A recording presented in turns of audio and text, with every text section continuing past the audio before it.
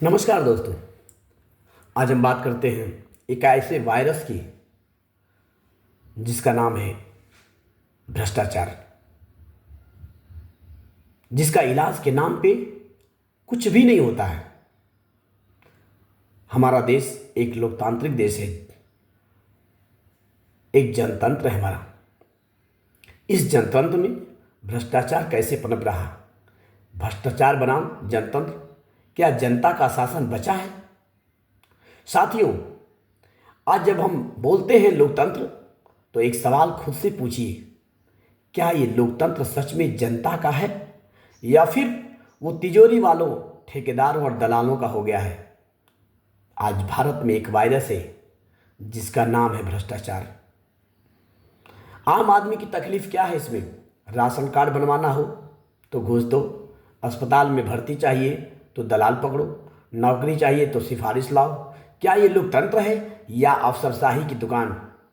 चुनाव से पहले और बाद का फर्क क्या होता है? चुनाव में नेता कहते हैं हम सेवा करेंगे, ईमानदार रहेंगे, लेकिन जीतने के बाद सरकारी ठेके, ट्रांसफर पोस्टिंग, नियुक्तियां सब बिकने लगता है। भ्रष्टाचार का असली शिकार गरीब, किसान, युवा और महिला, जो सबसे ज़्यादा सरकारी योजनाओं पर निर्भर है, उन्हें सबसे ज़्यादा लूटा जाता है। जनता को जागरूक करने की अपील है। गेम चेंजर 19 अपील करता है आपसे कि जब तक जनता खुद भ्रष्टाचार के खिलाफ नहीं खड़ी होगी तब तक बदलाव नहीं होगा। लोकतंत्र को बचाना है तो डरना छोड़ना होगा। साथियों, आज हम कह रहे हैं, न रिश्वत लेंगे न देंगे, न डरेंगे न झुकेंगे, और अगर कोई लूटेगा तो उसे बेनकाब करेंगे। गेम चेंजर 19 की आवाज़ भ्रष्टाचार को चुनौती देता है और जनता के शासन की वापसी का ऐलान करता है। शिक्षा का अधिकार सिर्फ एक सपना रह गया है। साथियों, हमारे संविधान ने कहा है शिक्षा सबका अधिकार है, लेकिन आज हकीकत यह है कि गरीब का बच्चा स्कूल छोड़ देता है और अमीर का बच्चा विदेश पढ़ने चला जाता है। क्या ये शिक्षा में समानता है? सरकारी स्कूल की सच्चाई, गांव में स्कूल है लेकिन शिक्षक नहीं, ब्लैक बोर्ड है पर किताबें नहीं, स्कूल भवन है मगर बच्चों की जगह बकरियां बंधी हैं। क्या ये शिक्षा है या मजाक है? कोचिंग और निजी शिक्षा माफिया, शहरों में शिक्षा बिक रही है। 1 लाख रुपए, 2 लाख रुपया सिर्फ कोचिंग की फीस है। गरीब बच्चा यही सोचता है, क्या मेरा सपना भी गरीब है? लड़कियों की शिक्षा पर दोहरी मार, बाल विवाह, दूरी, सुरक्षा और ताने। एक लड़की अगर पढ़ना चाहे तो उसे समाज से लड़ना पड़ता है। क्या ये 21वीं सदी है या पिछड़ी सदी है? नई शिक्षा नीति, सवाल अधूरे हैं। नई शिक्षा नीति आई, बहुत प्रचार हुआ, लेकिन गांव में ना ट्रेनिंग है न तकनीकी है। हर चीज़ ऑनलाइन है पर मोबाइल, डेटा, बिजली कहाँ है?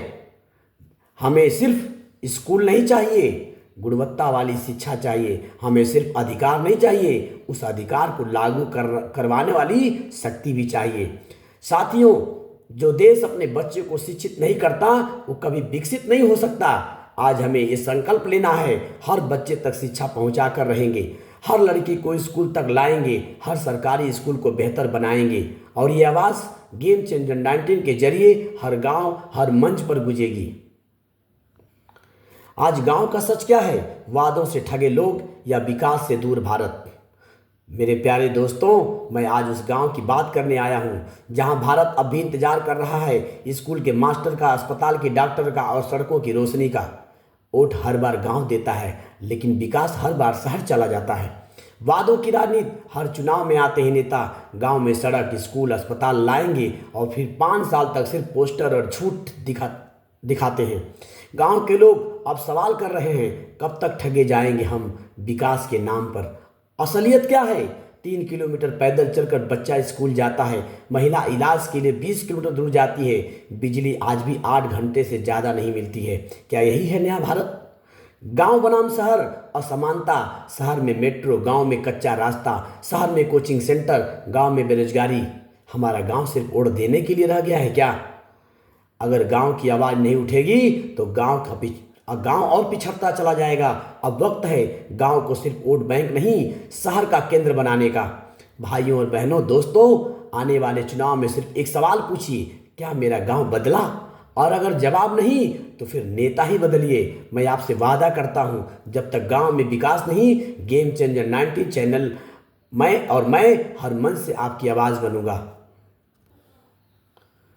अन्नदाता जो सबको अनाज देता है, अन्नदाता की पीड़ा, क्या किसान होना अपराध है? साथियों, हम सबको 2 वक्त की रोटी चाहिए, मगर क्या आपने कभी सोचा है वो रोटी किसने उगाई? जिसने खेत में पसीना बहाया, आज वही किसान खुद भूखा है। बीज महंगे, लागत बढ़ी और आमदनी घटी है। लागत बढ़ी है और आमदनी घटी है। बीज महंगे हुए, खाद महंगी, डीजल महंगा हुआ, लेकिन फसल का दाम वही है। या तो एमएसपी नहीं मिलता या बिचौलिए लूट खाते हैं। ऋण और आत्महत्या, हर साल हजारों किसान आत्महत्या कर रहे हैं क्योंकि उन्हें नहीं मिलता न्याय। सिर्फ कर्ज, ताने और सरकार की चुप्पी, सरकार के खोखले वादे। चुनाव से पहले कर्ज माफ करो, समर्थन मूल्य देंगे, चुनाव के बाद किसान विरोधी प्रदर्शन कर रहा है तो देशद्रोही है। किसान वोट बैंक है, मगर सत्ता के बाद बोझ बन जाता है। खेती छोड़ रहा है किसान, युवा खेती नहीं करना चाहता क्योंकि वो देख रहा है कि खेती इज्जत नहीं, सिर्फ मुसीबत देती है। क्या हम उस देश की कल्पना कर रहे हैं जहां अनाज नहीं उगेगा, सिर्फ भाषण होंगे? दोस्तों, अब वक्त है, किसान को सिर्फ भाषण नहीं, सम्मान और अस्थायित्व देंगे। हमारी मांग है, ये किसान की मांग है कि एमएसपी गारंटी कानून ले आओ, कृषि बीमा का सही भुगतान करो, कर्ज मुक्ति और मार्केटिंग सुविधा बढ़ाओ। साथियों, जब तक किसान जिंदा है तब तक देश जिंदा है। किसान की पीड़ा का मंच तक, मीडिया तक और संसद तक पहुंचाना ही हमारा मिशन है और यही आवाज़ गेम चेंजर 19 के माध्यम से गांव-गांव तक जाएगी। आइए इस आंदोलन का हिस्सा बनिए और बोलिए, किसान जिएगा तभी देश जिएगा। दोस्तों, महिला सुरक्षा समाज की असली इम्तिहान है। साथियों, जब भी देश की तरक्की की बात होती है तो नेता कहते हैं कि बेटी पढ़ाओ बेटी बचाओ, लेकिन मैं पूछना चाहता हूं, बेटी को बचाए किससे? गली से, समाज से या सिस्टम से? असुरक्षा का डर हर जगह है, गांव हो या शहर। महिला आज भी अंधेरे में बाहर जाने से डरती है। स्कूल जाती बच्ची से लेकर नौकरी करती महिला, हर जगह भेदभाव और छीटाकशी है। सिस्टम की लापरवाही, पुलिस स्टेशन में शिकायत करने जाए तो उल्टा महिला से सवाल पूछे जाते हैं। कोर्ट में इंसाफ सवालों तक लटका रहता है और आरोपी राजनीतिक पार्टी में बैठा रहता है। महिला विरोधी मानसिकता, टीवी में महिला को शोपीस बना करके दिखाया जाता है और घर में बेटी को बोझ माना जाता है। ये लड़ाई सिर्फ सुरक्षा की नहीं, सोच की भी है। क्या हो समाधान इसका? फास्ट ट्रैक कोर्ट बनाया जाए, हर थाने में महिला अफसर नियुक्ति हो, स्कूल में सेल्फ डिफेंस अनिवार्य हो, सोशल मीडिया पर सख्त मॉनिटरिंग की जाए और सबसे जरूरी, जनता की संवेदनशीलता है। साथियों, जिस देश की महिलाएं सुरक्षित नहीं, वह देश कभी विकसित नहीं हो सकता है। सिर्फ नारे नहीं, व्यवस्था चाहिए। सिर्फ मोमबत्ती नहीं, सजा चाहिए। आइए आज हम संकल्प लें, महिला के साथ अन्याय देखेंगे तो आवाज उठाएंगे, बेटी को पढ़ाएंगे पर साथ ही सशक्त भी बनाएंगे और हर उस नेता को से सवाल करेंगे जो महिला विरोधी को बचाता है और यही आवाज को ठीक गूंजेगी। गेम चेंजर 19 के मन से शहर शहर, गांव गांव, हर जगह, क्योंकि जहां महिला सुरक्षित नहीं वहां जनतंत्र अधूरा है। दोस्तों, आज हमारे देश में जो स्वास्थ्य की व्यवस्था है, स्वास्थ्य नहीं सुविधा बना दिया गया है। क्या गरीब को बीमार होने का हक नहीं? साथियों, जब एक गरीब आदमी बीमार पड़ता है तो सबसे पहले उसे इलाज नहीं, इंतजार मिलता है। सरकारी अस्पताल में डॉक्टर नहीं और प्राइवेट में फीस इतनी कि सांस भी उधार लेनी पड़े। क्या बीमार होना अब सिर्फ अमीरों का अधिकार रह गया है? सरकारी अस्पतालों की हालत क्या है कि डॉक्टरों की कमी, दवाओं की अनुपलब्धता, जांच के लिए महीनों की तारीख और ऊपर से दलाल तंत्र। मरीज क्या पहले से ही टूट जाता है? मरीज इलाज से पहले ही टूट जाता है, और शरीर से भी और आत्मा से भी। स्वास्थ्य बीमा योजना हकीकत क्या है? आयुष्मान भारत का कार्ड तो बन गया, लेकिन गांव के अस्पताल में इलाज ही नहीं और प्राइवेट में कह दिया ये स्कीम नहीं चलती। क्या योजना सिर्फ अखबारों और विज्ञापनों के जरिए बनाई जाती है? प्राइवेट अस्पताल मुनाफा मंडी है। ऑपरेशन, बेड, इंजेक्शन, सबका रेट खुले बाजार जैसा, और गरीब को देखकर कह दिया जाता है आपके पास क्या है। गांव और दूर दराज में हाल और ख़राब है। पीएचसी बंद, एम्बुलेंस समय पर नहीं, प्रसव के लिए भी शहर भागना पड़ता है, और सरकार कहती है डिजिटल हेल्थ मिशन चल रहा है। जनता ये सवाल करे साथियों, स्वास्थ्य केवल योजना का नाम नहीं, जीवन का मूल अधिकार है। साथियों, स्वास्थ्य केवल योजना का नाम नहीं है, जीवन का मूल अधिकार है। क्या आपको नहीं लगता हर ब्लॉक पर 24 घंटे सातों दिन अस्पताल होने चाहिए? हर गरीब को मुफ्त दवा, जांच, इलाज मिले। डॉक्टर और दवा पर नहीं, दलालों पर नजर रखी जाए। अगर देश का आम आदमी बीमार पड़ेगा तो देश कैसे स्वस्थ रहेगा? आज जरूरत है गरीब को इलाज मिले और स्वास्थ्य को व्यापार नहीं, सेवा बनाया जाए। गेम चेंजर 19 की आवाज़ बनिए और सोच बोलिए, इलाज पर हक चाहिए, भीख नहीं। अस्पताल चाहिए, प्रचार नहीं। समाज में जाति का जहर, क्या संविधान की आत्मा मरी नहीं है? दोस्तों, जब बाबा साहब डॉक्टर भीमराव अंबेडकर ने संविधान लिखा तो उन्होंने कहा था हमने राजनीतिक समानता तो दे दी है, अब सामाजिक और आर्थिक समानता लानी है। लेकिन आज 78 साल हो गए, जात पूछी जाती है, काम नहीं। नाम से पहचाना जाता है, गुण से नहीं। शिक्षा में जाति, क्या आपने देखा है कि दलित या पिछड़े वर्ग के बच्चों को स्कूल में अलग बैठाया जाता है? कोचिंग, कॉलेज, नौकरियों में सिर्फ टैलेंट नहीं, जाति देखी जाती है। रोजगार और जातिगत भेदभाव, कई निजी कंपनियों में दलितों को इंटरव्यू में ही नहीं बुलाया जाता। ग्रामीण क्षेत्र में मजदूरी में भी जाति तय की जाती है। क्या इस संविधान का अपमान नहीं है? दलितों पर अत्याचार, एनसीआरबी की रिपोर्ट कहती है कि हर दिन औसतन 50 से ज़्यादा केस दलितों के खिलाफ हिंसा में दर्ज होते हैं। रेप, मारपीट, जलाए गए घर और ऊपर से इंसाफ की जगह धमकी। राजनीतिक दलों का ढोंग, वोट के समय बहुजन हिताय बोलते हैं, लेकिन टिकट, पद और सत्ता में फिर ब्राह्मणवाद, जातिवाद और पूंजीवाद दिखाया जाता है। क्या यही लोकतंत्र है? क्या यही वो समाज है जिसका सपना अंबेडकर, फूले और कांसीराम ने देखा था? अब वक्त है जात नहीं, संविधान के आधार पर पहचान बनाने का।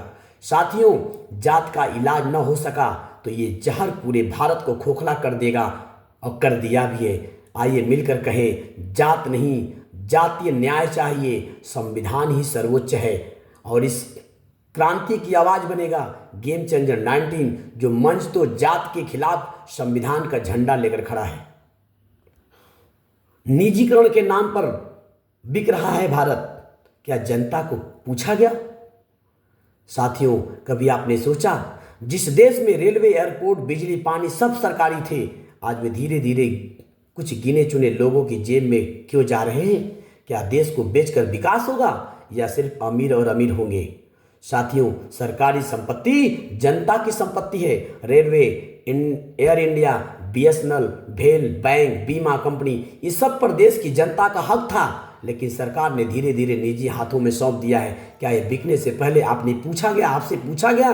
क्योंकि वोट तो आपने दिया है, सत्ता में बैठाया तो आपने। इसका असर क्या पड़ रहा है? नौकरी घटी, ठेके पर काम बढ़ा, कीमतें बढ़ी, सेवा घटी और आम जनता का नियंत्रण खत्म हो गया। अब हक नहीं, यह सिर्फ बाजार है। शिक्षा और स्वास्थ्य भी बिक रहा है। सरकारी स्कूल बंद, प्राइवेट स्कूल महंगे। सरकारी अस्पताल की दवाएं गायब, प्राइवेट में लूट। क्या आम आदमी सिर्फ कस्टमर बन गया है? निजीकरण प्लस पूंजीवाद बराबर लोकतंत्र का खतरा। कुछ लोगों को फायदा लेकर के 140 करोड़ लोगों को नुकसान। लोकतंत्र अगर 4-5 लोगों के पास रहेगा तो जनता की आवाज कौन सुनेगा? क्या विकास का मतलब यह है कि देश बिके और जनता चुप रहे? अब वक्त है सवाल पूछने का, नीतियों को समझने का और गेम चेंजर बनने का। निजीकरण नहीं, भागीदारी चाहिए। देश बिकेगा नहीं, संभलेगा। जनता की संपत्ति जनता को ही मिलेगी और ये आवाज उठेगी गेम चेंजर 19 के मंच से, जहां सवाल भी होंगे और समाधान भी होंगे। दोस्तों, अगर गांव नहीं बदलेगा तो भारत कभी नहीं बदल सकता।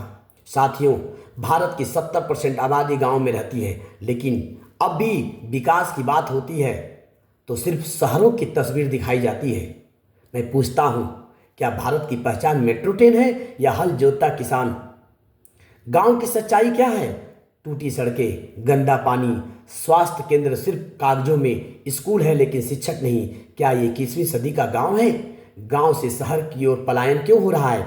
लोग रोजगार, पढ़ाई और इलाज के लिए गांव छोड़ करके शहर भागते हैं और गांव खाली होते जा रहे हैं। जहां खेती है वहां किसान नहीं, जहां खेत है वहां उम्मीद नहीं। योजनाओं की सच्चाई, पीएम आवास योजना में घर अधूरे, मनरेगा में मजदूरी देर से, स्वस्थ भारत सिर्फ बोर्डों में, डिजिटल गांव, मोबाइल नेटवर्क ही नहीं। क्या यही विकास है? असली विकास क्या होना चाहिए? हर गांव में पक्की सड़क और 24 घंटे बिजली होनी चाहिए, प्राथमिक स्वास्थ्य केंद्र और डॉक्टर होने चाहिए, डिजिटल शिक्षा पर और रोजगार केंद्र होने चाहिए, युवा क्लब, महिला समूह, किसान मंडी, गांव की पंचायत को बजट और अधिकार होना चाहिए। जब तक गांव मजबूत नहीं होगा, भारत कभी आत्मनिर्भर नहीं बन सकता। क्या आपने अपने नेता से सवाल किया, आपका विकास सिर्फ शहर से में क्यों दिखता है? साथियों, विकास की परिभाषा सिर्फ पुल, सड़क और इमारतें नहीं है। असली विकास तब होगा जब गांव का बच्चा भी डॉक्टर बनेगा और गांव की महिला भी बिजनेस चलाएगी। आइए मिलकर बोले, अब गांव जागेगा, भारत आगे बढ़ेगा। गेम चेंजर 19 बनेगा गांव की आवाज। धर्म के नाम पर सत्ता है, क्या जनता की समस्याएं गायब हो गई? साथियों, क्या आपने देखा, जब चुनाव आता है तो मंदिर, मस्जिद, पूजा और धर्म की बातें करते हैं, लेकिन जैसे ही सत्ता मिलती है, बेरोजगारी, महंगाई, शिक्षा, स्वास्थ्य सब गायब हो जाता है।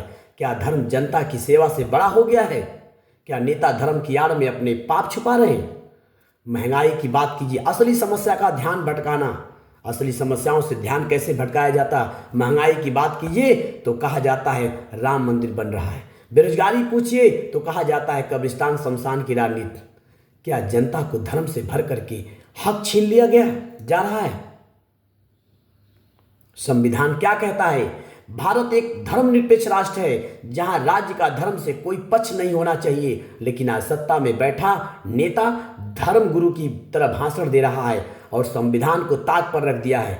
धर्म के नाम पर नफरत फैला है, सोशल मीडिया पर जहर, भीड़ द्वारा हिंसा, अल्पसंख्यकों को निशाना बनाना। क्या यही धर्म है? ये धर्म के नाम पर सियासी ठगी है। धर्म जनता को जोड़ता है, राजनीति तोड़ती है। भारत में हर धर्म सम्मान योग्य है, लेकिन जब राजनीति धर्म की चादर ओढ़ लेती है तो जनता की रोटी, रोजगार, शिक्षा, सुरक्षा सब गुम हो जाती है। क्या आपको नौकरी चाहिए या नारा? क्या आपको दवा चाहिए या धर्म का झंडा? क्या आपको स्कूल चाहिए या धर्म सभा? अगर जवाब साफ है तो आवाज भी बुलंद होनी चाहिए। साथियों, धर्म को दिल में रखिए, लेकिन सवाल जुबान पे लाइए, क्योंकि नेता बदलता है हर साल, हर 5 साल में, लेकिन धर्म तो आपकी आत्मा में है। आइए बोलिए, धर्म निजी है, अधिकार सार्वजनिक है। राजनीति में रोटी हो, जात पात और नफरत नहीं। और यही आवाज उठेगी गेम चेंजर 19 के मन से, क्योंकि हम लड़ रहे हैं हक के लिए, नफरत के खिलाफ। दोस्तों, गेम चेंजर 19 इन तमाम बिंदुओं पर स्टडी करने के बाद आपके सामने ये सवाल रखता है। जिन बिंदुओं पे आपके सामने सवाल रखा गया, उस पर अपने व्यू दीजिए, अपने विचार कमेंट के माध्यम से लिखिए कि क्या आप मानते हैं कि देश को पिछड़ने के ये मुख्य कारण हैं? तो आप कमेंट में लिखिए और इस पे सुझाव दीजिए और गेम चेंजर 19 को प्रमोट कीजिए, लाइक कीजिए, शेयर कीजिए और अपने गांव की, अपने क्षेत्र की जो समस्या है, गेम चेंजर 19 पे आप लिख सकते हैं और सवाल कर सकते हैं और उसका जवाब गेम चेंजर 19 देने का पूरा प्रयास करेगा। गेम चेंजर 19 सच, एक आवाज़ हम सबकी। जय हिंद।